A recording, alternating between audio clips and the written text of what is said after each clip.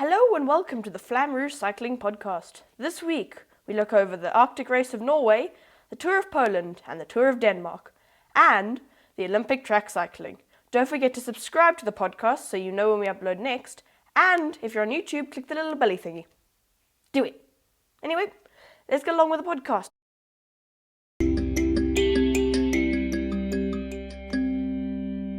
I was looking through the video analysis on some of the podcast that we've been doing, and some of you are watching in places like the Netherlands, Slovenia, and Belgium.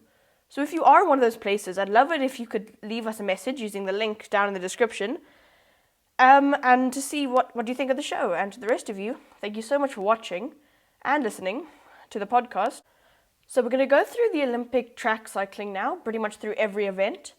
I may not be able to give in-depth analysis into every event because I haven't watched every event, because there were quite a few of them. So we're going to start with the women's event. We're going to go through each of them. We're going to go back to the men. So we're going to start with the women's Keirin, which was won by Braspenix from the Netherlands. The silver medal was to Andrews from New Zealand, and the third was to Genest from Canada. Before we get on any further, I'm going to apologize again for my lack of knowing any of these people, and completely butchering 90% of the surnames. Sorry. The Madison, the gold medal went to Great Britain's Archibald and Kenny. The Omnium was won by Valente from the United States. The sprint was won by Mitchell from Canada. The team pursuit was won by Germany, followed by Great Britain and the United States. The team sprint was won by China's S.J. Bao and T.S. Zong. Second place was Germany, and third was the Russian Olympic Committee. Going on to the men's now. The Keirin was won by Julian Kenny, followed by Awang from Malaysia, and Laveray-Sen from the Netherlands. Again, sorry, surnames. The Madison was won by Hansev and Morkau from Denmark, which was impressive after all his lead-outs for the good old Cavendish. Second place was Great Britain's Walls and Hayter, and third was France's Thomas and Grondin.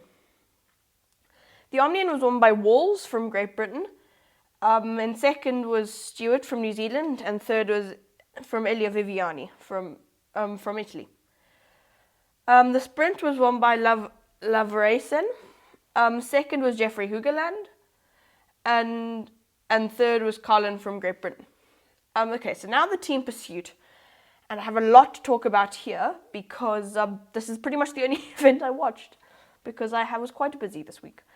And it was probably like the one with the most controversy, and I love a bit of good controversy. So we're going to start with the qualifying events, which was when the race was Denmark versus Great Britain. Great Britain wasn't happy with some sort of equipment that Denmark was using, and was requesting them to be ejected from the race, which is hilarious because they then got the silver medal behind Italy.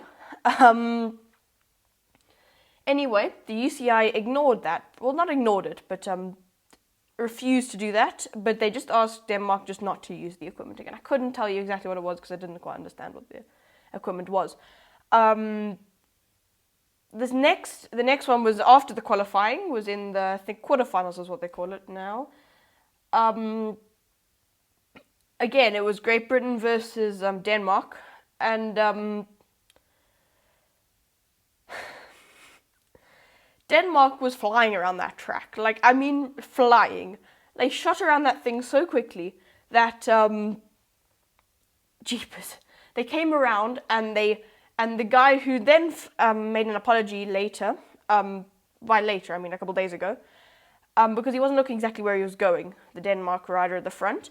And the problem was that the Great Britain third rider, so that's where the time is kept from, was dropped. So the rider from Denmark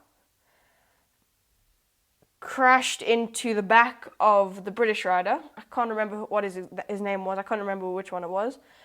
But so they went down. It was quite impressive from the other Danish riders to avoid the crash and keep going. But Great Britain, knowing the rules of the event, kept going, and three of them crossed the finish line when Denmark did not cross the finish line. The footage was then analysed later that day and was come back with the result that Denmark had caught Great Britain. And for those of you who aren't aware, the rules of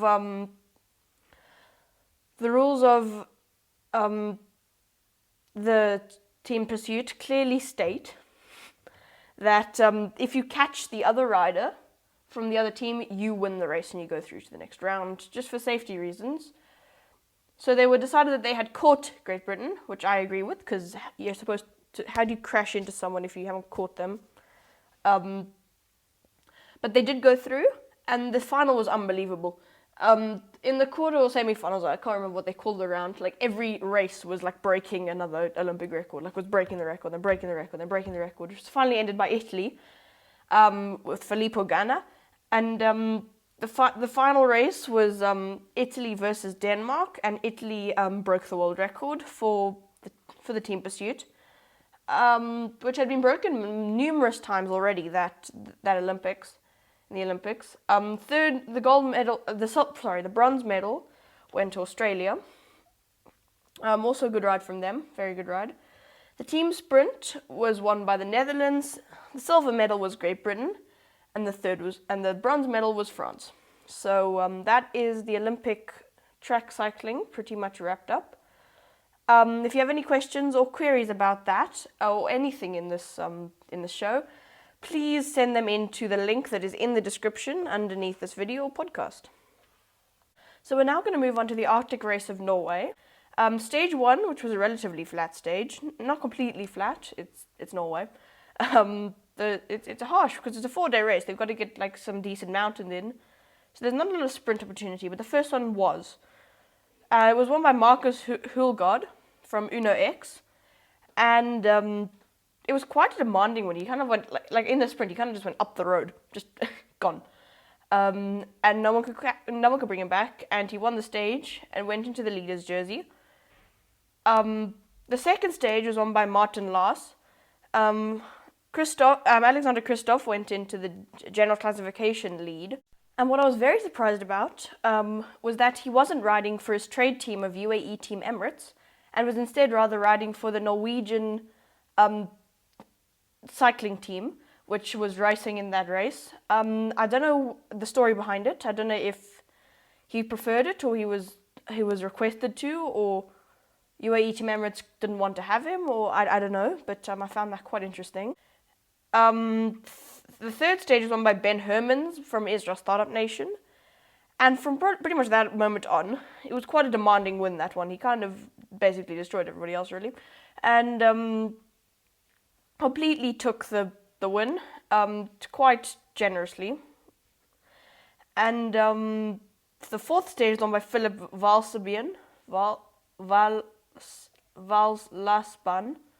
I'm very sorry about the pronunciation, that was definitely wrong. And the general classification was won by Ben Hermans, which, was quite impressive for Israel Startup Nation. I think it's their first stage race victory ever. Which I think was really impressive from their team. And what I thought was really cool is that stage 3, that pretty much same stage, 2 years ago, because there wasn't one last year, but 2 years ago was also won by Ben Hermans when he still rode for I can't remember what team he rode for, but that was also quite a good win. So that's the Arctic Race of Norway wrapped up. Let's go on to the next race. The next race we're going to cover today is the Tour de Pologne, or the Tour of Poland. The first stage was won by Phil Bauhaus in a sprint.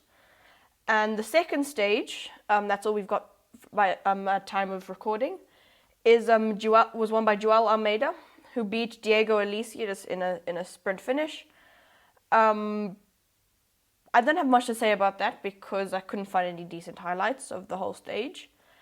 So yep, we have one more race to get through, which is the Tour of Denmark. Stage 1 is the only stage that's happened at the time of recording, which was won by Dylan Groenewegen, who is riding that race and is his first pro win after the huge incident last year. So that's all pretty much for today's episode. If you have any questions or queries or comments, leave them or send them to us using the link in the description. Thank you so much for watching. Don't forget to subscribe. Don't miss any of our future podcasts, including next week's one on the first few stages of La Vuelta. Thank you so much for tuning in. I can't wait to read your comments or listen to your comments as they work on this network. And thank you so much for watching, and we'll see you next week. Goodbye.